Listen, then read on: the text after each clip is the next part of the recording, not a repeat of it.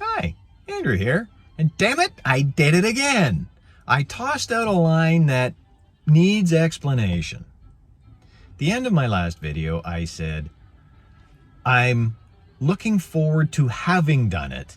I'm not looking forward to doing it. Stoicism is the philosophy of doing what you don't, it's the philosophy of putting up with the bad times. And one wag said something about a genuine Stoic is somebody who does something he doesn't want to do every single day. Let me give you an example. I hate resistance training. I hate weight training. Can't stand it. I love having done it. I hate doing it. I hate developing the habits. I hate the daily grind for 2 to 4 months to develop the habit. But holy fart balls, do I enjoy having done it. And that's one of those contradictions of life, isn't it? We want the good, but we really don't want to put in the effort to get there most of the time. Now, I blew through the belts in karate fast, like to 4th degree black belt in 10 years. If you do the numbers there, that's fast. 3 months, 3 months, 3 months, 4 months, 4 months, 4 months, semesters at school, doesn't matter. I just grinding through. Why? Because I enjoyed doing the do. My wife, on the other hand, she got her black belt, but she didn't really enjoy doing the do. She enjoyed having done the done, or whatever. I loved going into the dojo an hour, 2 hours, 4, 5, 6 days a week, working on the forms, doing the bag work, sparring, teaching, studying, you name it. I loved doing it. Everything about it. I loved every minute detail. With my Kung Fu teacher, I think he actually really enjoyed that I could work on one single move for 15 minutes, a half an hour, just trying to make sure it was perfect because I enjoyed the actual grind of doing it, of feeling the tiny incremental improvements. And most people have something like that. I think anyway, that's something that they enjoy, the literal grind of getting to the end. In my work, I've joked a couple times about high-level surfacing that I do, the curvature and acceleration continuous surfacing that I do. I can I'll give you an example. I was working on a surface back in the days when I wore a Fitbit, not an Apple Watch. So we're talking probably 4 years ago, 5 years ago. And the reason I mentioned the Fitbit is it records your steps. It tells you do this many steps per hour for this many per day.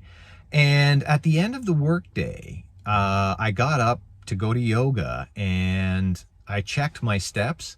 I hadn't moved in almost 5 hours.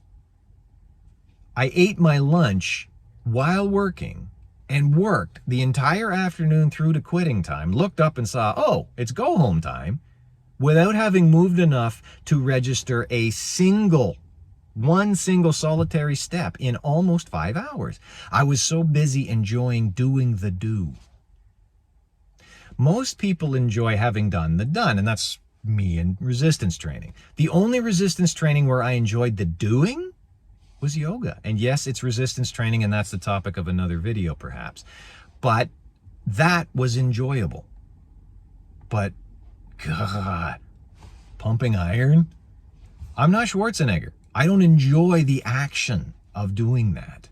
I just like the effect of the muscle tissue, of the bone density, the muscle firmness, of the health, of being hungry all the time because my metabolism's elevated and all of that stuff. I enjoy the effects, but I don't enjoy doing the cause. And I enjoy yoga classes. I don't like particularly doing it on my own. I find that very interesting because as much as I enjoyed martial arts classes, I enjoy doing it on my own just as much. So there's your inherent contradiction and challenge. You know what you need to have done. which means you have an idea of what you must do. But what if you don't enjoy doing the do? You have to find a way.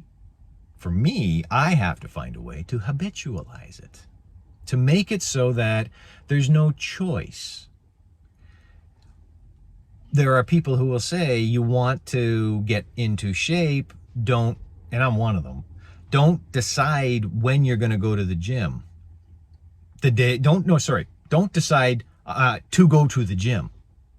Decide when you're going to. Put your workout bag together. Put it with your work kit, going to work kit, so that when you get up and you're leaving the house in the morning, go to the office, it's right there and you take it. The decision's made, so that at the end of the day, there's no, am I gonna go? I'm tired. I don't wanna, but I should. No. The decision was made yesterday, and you're going.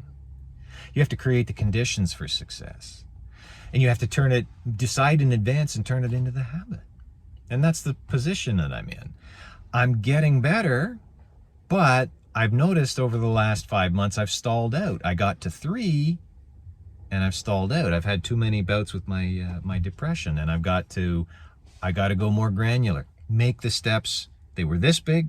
Now I got to make them this big, because if I can do that step so tiny that there's no effort at all, there's no discipline at all, build it up to get to the next step.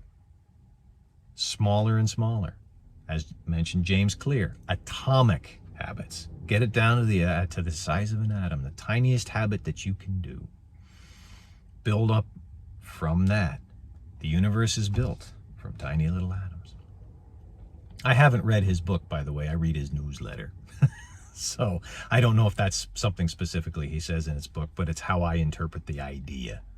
Anyway, that was my time. Oh, thank you very much for watching. That was my time. Now is your time. And in the meantime, take care, develop those tiny habits, and you'll see me soon.